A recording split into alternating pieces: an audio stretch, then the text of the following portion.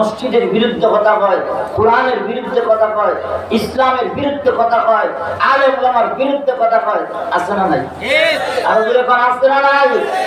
জাতিগত মুসলমানের পরিচয় হলো তারা নিজেকে মুসলিম দাবি করবে, তারা বিভিন্ন সময় বিভিন্ন ভেষ ধরবে, চোরত ধরবে, মাঝে মধ্যে ধরবে তবস আসবে, শুধু বিপদে পড়লে পরে দাড়ি খাইতে বলাবে। আওয়াজ দিয়ে এখন দেখি না মুসলমান ভাইয়ের আমার। আর গুণগত মুসলমানের কাজ হইল সব সময় সর্বাবস্থায় আল্লাহ পাককে ভয় করবে, বিপদে আপদে সব সময় বাতিলদের সামনে কখনো মাথা নত করবে না। এটা হলো গুণগত মুসলমানের কাজ। আমার যেটা দেখি না গুণগত মুসলমানরা বাতিলের সামনে মাথা নত করে আরো দূরে বলছে এখন মুহতারাম হাজিরিন।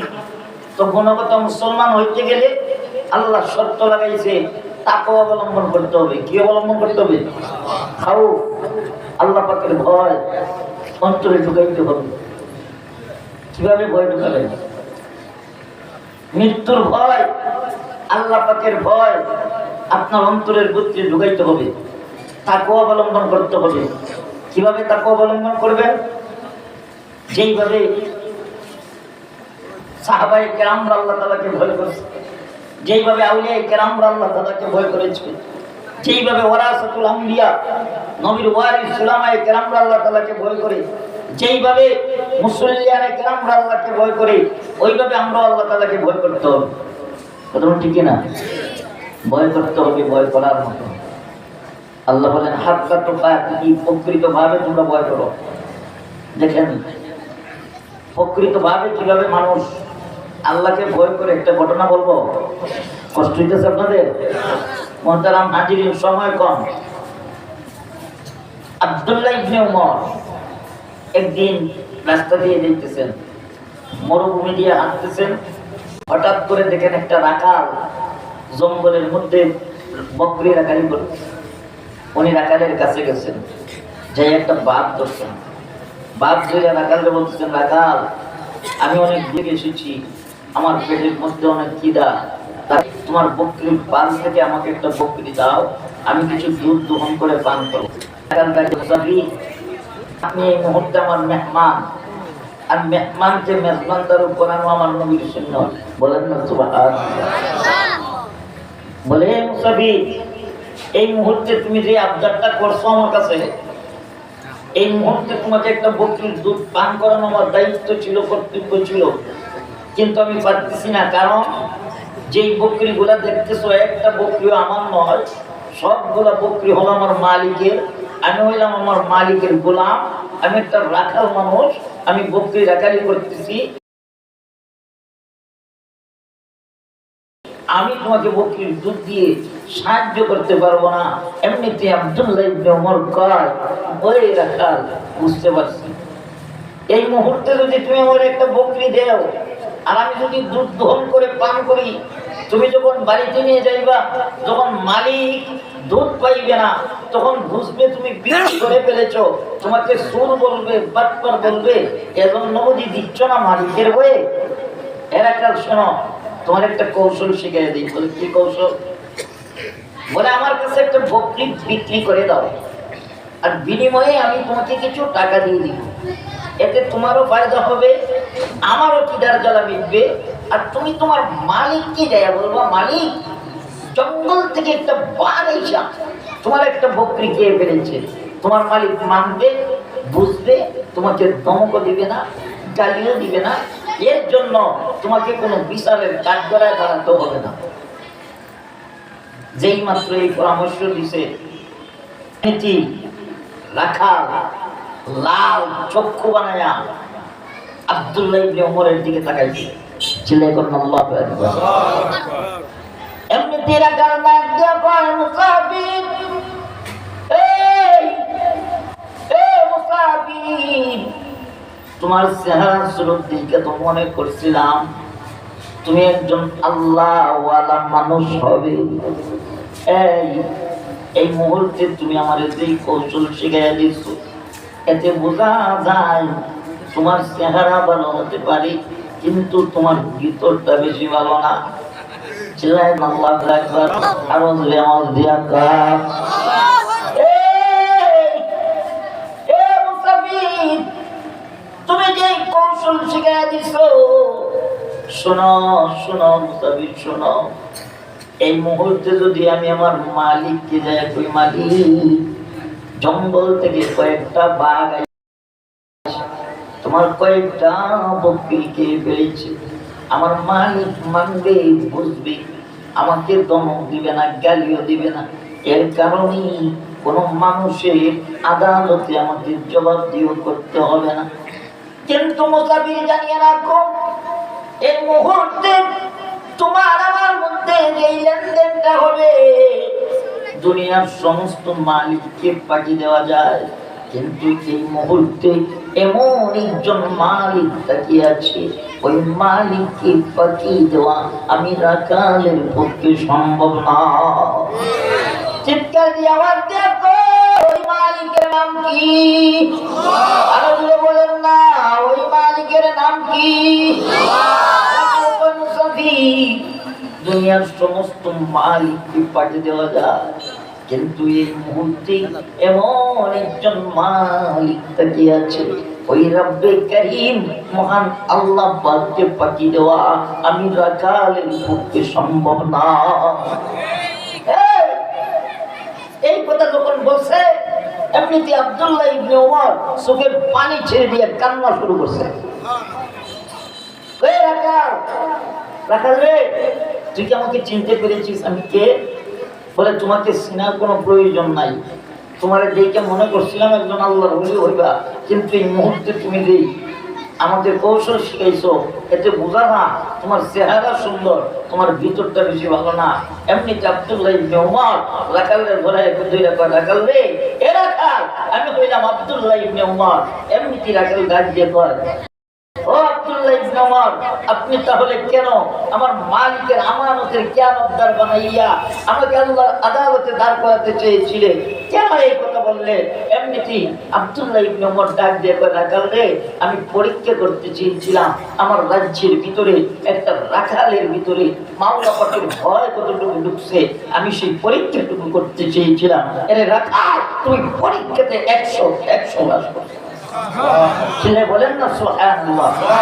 এই মুহতারাম হাজিরিন, ও কাসাকুল এলাকার মুসলমানেরা, এই বিয়ানীবাজারের মুসলমানেরা, একটা রাখাল যদি সামান্য তার মালিকের একটা বকরির দুধ পান করায় নাই, জাহান্নামের বয়ে, মালিকের বয়ে, বড় মালিক আমাকে কত সম্পদ দিয়েছে, কত ধন সম্পদ দিয়েছে, বাড়ি গাড়ি টাকা পয়সা ব্যাংক ব্যালেন্সের কোনো কিছুর অভাব আছে আমাদের?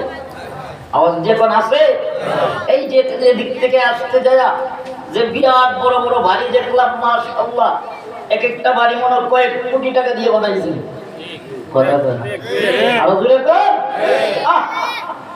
এই যে মালিক তোমাকে এত কিছু দিল, তুমি কি দিয়েছো মালিককে? বলো, কি দিয়েছো? তুমি তো দুনিয়ার পাইছো, টাকা পয়সা বাড়ি গাড়ি অভাব নাই, এখন তুমি স্লোগান দাও, খাও ধন ফুর্তি করো, দুনিয়াটা নষ্ট করো। এজন্য মালিক বানাইছে। বাড়ি কর, বিল্ডিং কর, টাকা পয়সা জমা, ব্যাংক ব্যালেন্স কর, কোনো সমস্যা নাই। তবে মালিক তোমার দিকে তাকায় আছে। মালিক তো তোমাকে পাঠাইছিল যে তুমি মালিকের ইবাদত বন্দি করবা। আল্লাহ তো একটা আশা নিয়ে আমাদেরকে পাঠাইছিল। আল্লাহ তোমাদেরকে ঘোষণা করেছে, ওয়া খালাকুল জিন্না ওয়াল ইনসা ইল্লা লিয়াবুদুন, আমি মানুষ আর জিন জাতিকে পাঠাইছি একমাত্র আমি মালিকের গোলামি করার জন্য। কি করার জন্য? বলেন বলেন বলেন। গোলামি করার জন্য পাঠাইছি। আপনি তো দুনিয়ার গোলামিতে ব্যস্ত হয়ে আছেন।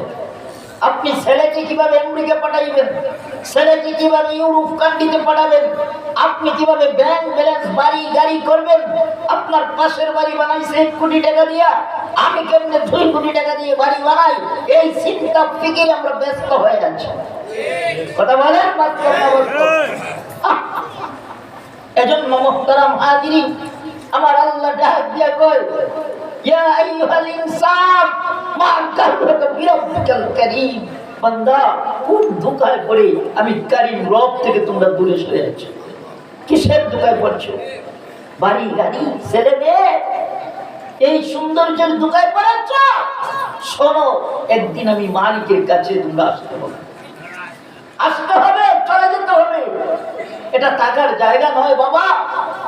তাকাইয়া দেখো, তোমার আমার মতন কত মানুষ এই দুনিয়া ছেড়ে চলে যাইতেছে। কথা বলে ঠিক কিনা? বাবা চলে যাওয়ার কথা, সন্তান চলে যাইতেছে।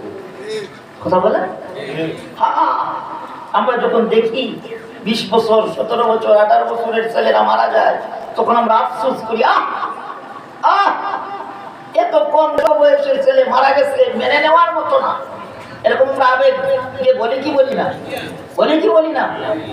তখন আমাদের হৃদয় কান্না করে, যুবক ছেলেটা মারা গেল, আফসোস।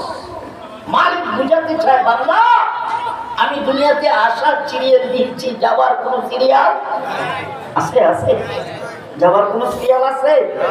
এজন্য মুহতারাম হাজিরিন, অল্প সময় লম্বা আলোচনা করার সুযোগ নাই। তবে আজকের মাহফিল থেকে তোমাদের পায়ে হাত থেকে বলে যাচ্ছি, শোনো, এই দুনিয়া একদিন আপনি আমাকে লাথি মেরে ফেলে দিবে। এই দুনিয়া পচা গান্দা। বলেন এই দুনিয়া কি পচা গান্দা? এটা সামান্য সময়ের জন্য। একটা মুসাফির, এটা হলো মুসাফির খানা, এটা হলো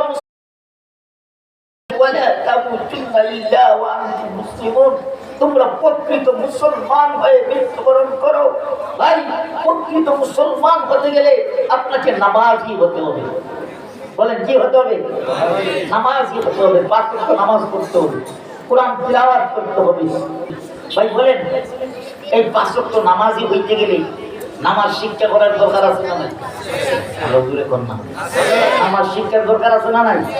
তো নামাজ শিক্ষার কারখানা হইল গিয়া এই কাঁচাটুল রাহমানিয়া হাফিজিয়া মাদ্রাসা। কথা বল ভাই। আজকে আমরা মসজিদের মধ্যে মার্বেল হাতল দিয়ে মসজিদ বানাই। সেদিন এই গতকাল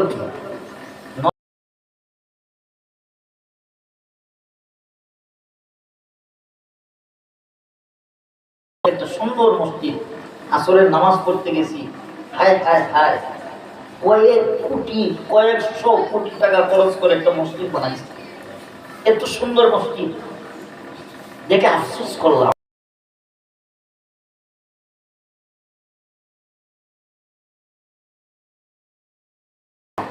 পাশেই একটা মাদ্রাসা, টিনের ঘর, পাশে মাদ্রাসা কি টিনের ঘর। আমি আফসোস করলাম যে কয়েকশো কোটি টাকা একটা মসজিদের জন্য ব্যয় করতে পারলো, কিন্তু এর পাশেই একটা টিন ইট দিয়ে কোনোভাবে একটা মাদ্রাসা প্রতিষ্ঠিত হয়েছে। আমার তো বিবেক বলে, জানি না আপনাদের বিবেক কি বলেছে, আমার বিবেক বলে মসজিদে টাইলস লাগানোর আগে এই সমস্ত দ্বীনি প্রতিষ্ঠানে টাইলস লাগানো দরকার।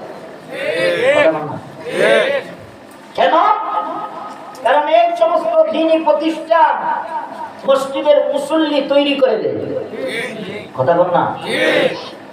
তাহলে আমরা দাদা মসজিদের মধ্যে কোটি কোটি কোটি কোটি লাখ লাখ টাকা খরচ করতেছি, কোটি কোটি টাকা খরচ করতেছি, কত মাদ্রাসা একটা পড়ে আছে, এইদিকে কোনো খেয়াল নাই। এজন্য ভাই, মসজিদের মুসল্লি তৈরি করার কারখানা, ঠিক না? আরো দূরে বলেন। এখান থেকে সূরা কেরাত শিখবে, সবাই যে মুফতি হবে, মুহাদ্দিস হবে, শাইখুল হাদিস হবে তাই না। এখানে যারা পড়বে, এই যে ছোট ছোট বাচ্চারা আপনাদের সামনে হাদিস পড়লো, ভালো লাগছে না খারাপ লাগছে? হ্যাঁ, এই আপনাদের মন চায় না যে আমার সন্তানও এভাবে একটা হাদিস পড়ুক? চান কি চান না? কারা কারা চান? আল্লাহ কবুল করুক, সকলে বলেন আমিন। এই কাঁচাগুলা মাঝে এই বয়সে গান শিক্ষা করার কথা ছিল, তাদের মতন বাচ্চারা সূরা কেরাত পড়তে পারে না, কিন্তু টিকটকের ডায়ালগ টিকে দিতে পারে। 7 বছর 5 বছর ছোট বাচ্চার হাতে আপনার টাচ মোবাইল দিয়েন না। আল্লাহ কবুল করুক, সকলে বলেন আমিন। এজন্য মুহতারাম হাজিরিন, আজান হয়ে গেছে। আমি আপনাদের কাছে আজকে এই নবীর বাগানের জন্য খাসাটুলা রাহমানিয়া আবিদিয়া মাদ্রাসার জন্য আমি মুসাফির মানুষ। যদিও আমার বাড়ি নবীগঞ্জ, হবিগঞ্জ জেলা নবীগঞ্জ থানায় আমার বাড়ি, কিন্তু আমি কিন্তু মুসাফির। আমি কিন্তু মুসাফির মানুষ, অনেক দূর থেকে আসছি। এই নড়াই প্রোগ্রাম করেছি কইরা সকাল 8টা ঘুম ধরতেছে, তখন এই রিক্স নিলাম না। রিক্স না নিয়ে ঢাকাতে গাড়ি রেখে বিমানে চলে আসলাম আপনাদের সিলেট এয়ারপোর্টে। ওইখান থেকে আবার আরেকটা গাড়ি ভাড়া করে নিয়ে আপনাদের মাহফিলে আসলাম। যেহেতু আমার ভাই ইকবাল, মাওলানা ইকবাল সাহেবকে আমি ওয়াদা করেছি যে জোহরের পরে আমি কষ্ট করে আসলাম। আমার শরীর কাঁপতেছে। ঘুম যে কত বড় নিয়ামত, একটা রাত পূজাগুলি করলে পরে বোঝা যায়। কথা কন না, আল্লাহু আকবার, আল্লাহু আকবার। এজন্য মুহতারাম হাজিরিন, আল্লাহ পাক আপনি আমাদের সুস্থ রাখছে। আল্লাহ পাক আপনি আমাদেরকে সুস্থ রেখেছে। বলেন না আলহামদুলিল্লাহ। আর ওই আওয়াজ দেখুন আলহামদুলিল্লাহ। এই যে এখন মালিকের দরবারে শুকরিয়া আদায় করার দরকার আছে না নাই? দরকার আছে না নাই? আজকে আমার দিকে তাকান আর চিন্তা করেন যে দেখো মালিক তাকে পারতেন না। এজন্য মুহতারাম হাজিরিন, আমার চাইতে যে আল্লাহ তাআলা আপনাদেরকে সুস্থ রাখছে, এই সুস্থতার নিয়ামতের শুকরিয়া আদায় করার দরকার আছে না নাই? আর জোরে বলেন না, আদায় করার দরকার আছে না নাই? একবার চিৎকার দিয়ে বলেন না আলহামদুলিল্লাহ। আর জোরে আওয়াজ দিয়ে কোন আলহামদুলিল্লাহ।